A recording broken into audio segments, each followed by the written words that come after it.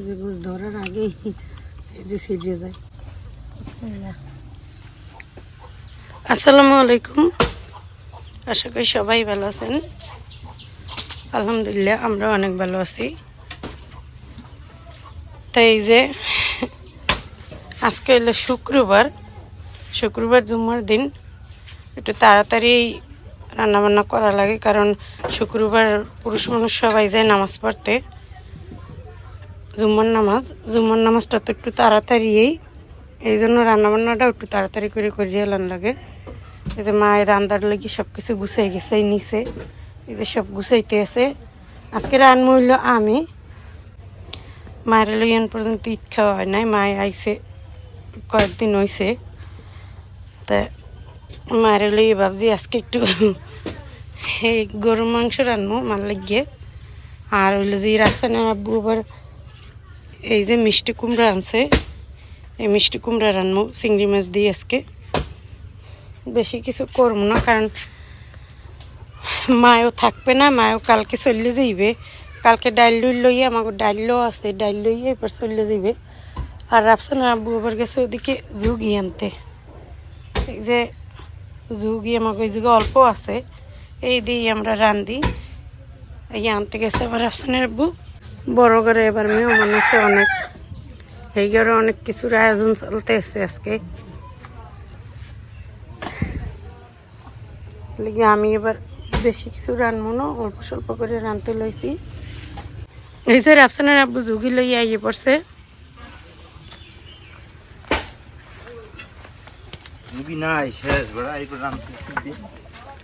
রানবার লাড়কি আনবা, শুকনো লাড়কি আনবা, তোমার তো আগেই কইছিলাম আমি।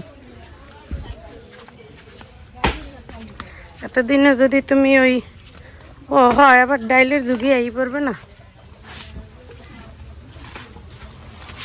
সেই ডাইলের যুগে আই পড়বে।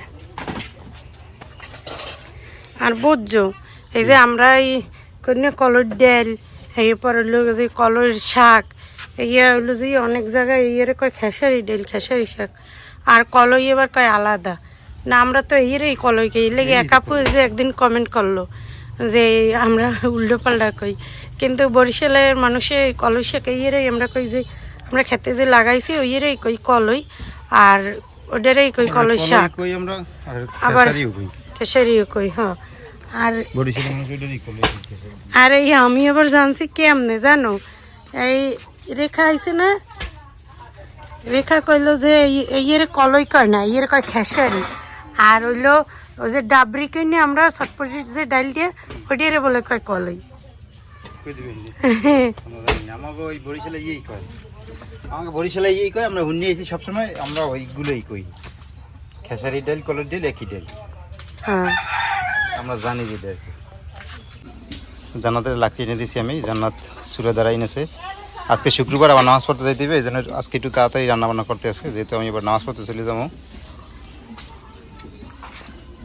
এই যে আমি এই জায়গায় গরু গোস নিছি, গরু গোসগুলো পিস একেবারে বড় বড় করে নিছি, কাটে নেই আমি, যেরকম করে কাটা ছিল ওইভাবে করে নিয়ে নিছি। আগে গরু গোস রান্না বয় দেবো, এর লেগে আগে কড়াই দিয়ে দিছি চুলায়, পেঁয়াজ বেরেস্তা করে নেবো। আগে কড়াইতে তেল দিয়ে দিলাম, পেঁয়াজ কুচি দিয়ে দিলাম,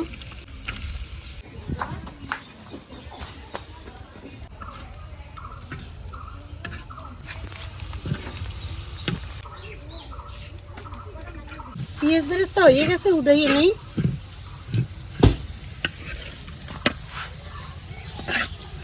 পেঁয়াজ বেরেস্তা করে নিছি, এখন গুষ্টা মাছ দই এবার বয় দিম। পেঁয়াজ কুচি দিয়ে দিলাম, আদা রসুন বাটা দিয়ে দিলাম, জিরে বাটা দিয়ে দিলাম, একটু টক দই দিয়ে দিলাম, ধনিয়ার গুঁড়ো দিয়ে দিলাম অল্প করে, দুধ দিয়ে দিলাম, দারচিনি এলাচ লবঙ্গ দিয়ে দিলাম, হলুদের গুঁড়া, মরিচের গুঁড়া, লবণ, অল্প করে তেল দিয়ে দিলাম। সব মশলা গোছের মধ্যে দেওয়া হয়ে গেছে, এখন আমি গোছটা হাত দিয়ে সুন্দরভাবে মাখাই নিই।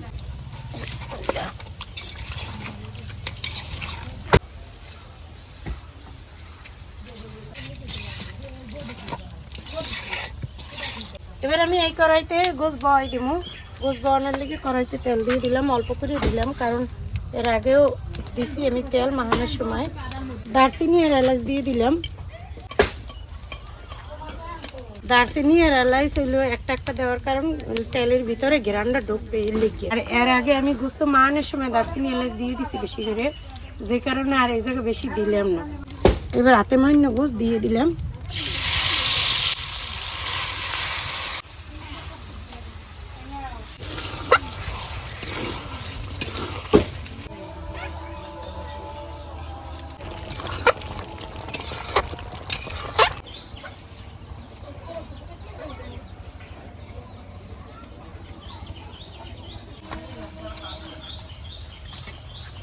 গোস্ত প্রায় কষানো হয়েছে, কারণ আরেকটু কষাই নিব। পেঁয়াজ বেরেস্তাগুলো দিয়ে পেঁয়াজ বেরেস্তা দিয়ে দিলাম।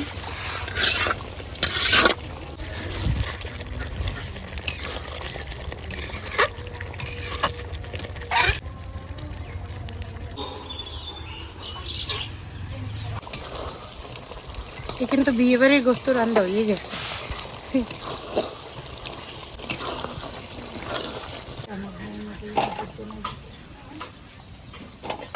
এই তো গোস্ত আমার পছন্দ হয়ে গেছে। এখন কটা আলু দিয়ে দিন।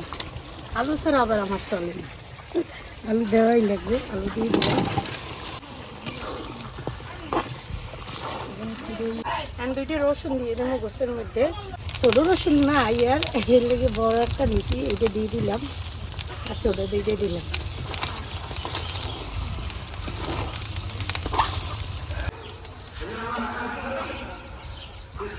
এখন গোস্ত গলে একটু গরম পানি দিয়ে দেবো।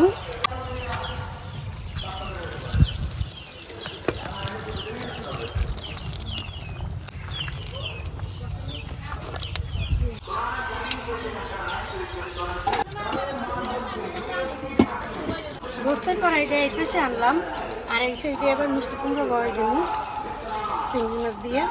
তেল দিয়ে দিলাম, আগে চিংড়ি মাছ দিয়ে দিলাম, পেঁয়াজ কুচি দিয়ে দিলাম। এবার মিষ্টি কুমড়ো দিয়ে দিলাম। মিষ্টি কুমড়ো দিয়ে দিলাম।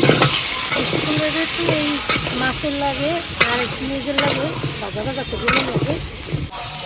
হলুদের গুঁড়ো দিয়ে দিলাম, মরিচের গুঁড়ো দিয়ে দিলাম, লবণ দিয়ে দিলাম।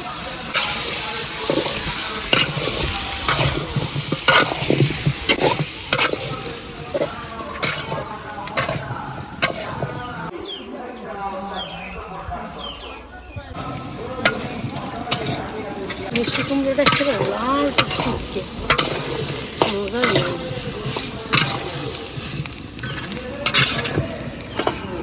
মিষ্টি কুমড়ো ভাজা পছন্দ হয়ে গেছে, এখন পানি দিয়ে দেবো।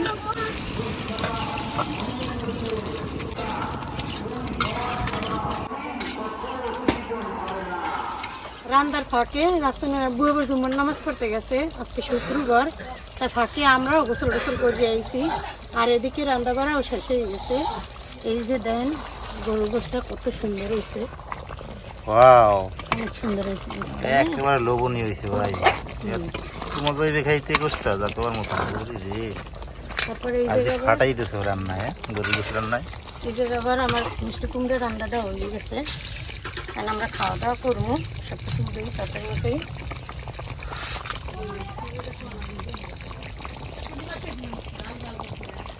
মিষ্টি কুমড়োর তরকারিটা ডাইলে নেই, আমি গোস্তও দেয় নেই।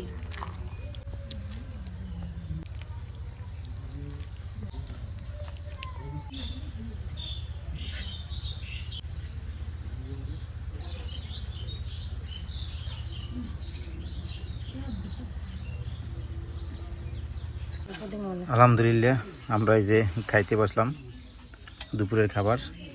তো আমার শাশুড়ি আর ইয়া রাফসান এরা আবার আমাকে বড় ঘরে খাইতে গেছে। তো বড় ঘরে তো জানেন যে মেহমান আইছে, আমার বোনের আছে সব। তো এই ঘরেও আজকে গোস্ট পাক করছে। তো রাফসান আর রাফসানের নানি ওই ঘরে খাইতে গেছে, আর আমরা দুজন এখানে খাইতেছি।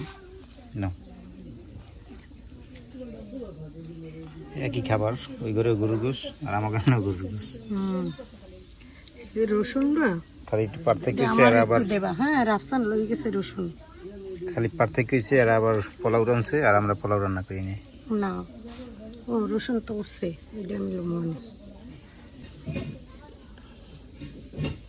রসুন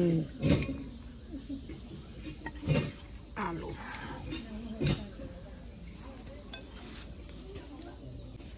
জান্নাতের গোছ রান্না একদম সবসময় একদম ফাটাফাটি হয়ে যায় দেখেন হাত দিয়ে এরকমের খাওয়া যায় মুখ দিয়ে ছেঁড়া লাগে না।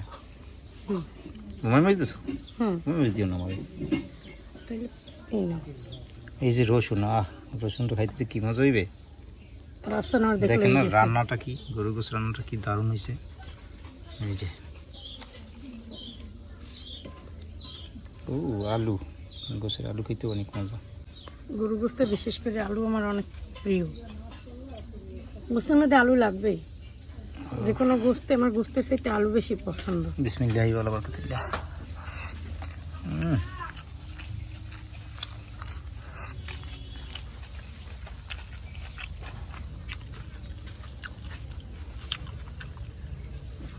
এই যে গোস ধরার আগেই এই যে সিজে যায় বিসমিল্লাহ।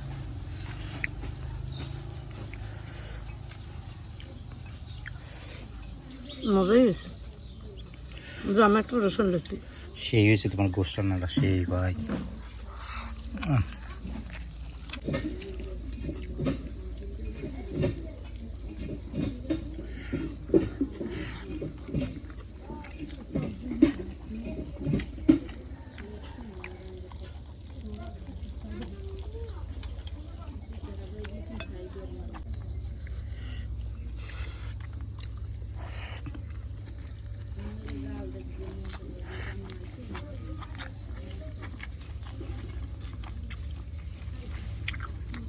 রসুন দিল না আমি রসুন লই রসুন দিয়ে যেটু খামো সেটু ইচ্ছেই করবে খাইতে রসুন লইলাম গোস লইলাম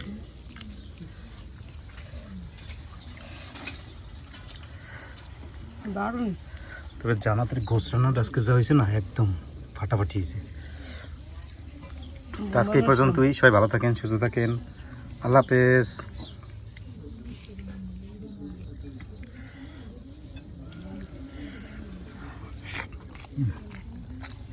লাল লাল ঝাল ঝাল হ্যাঁ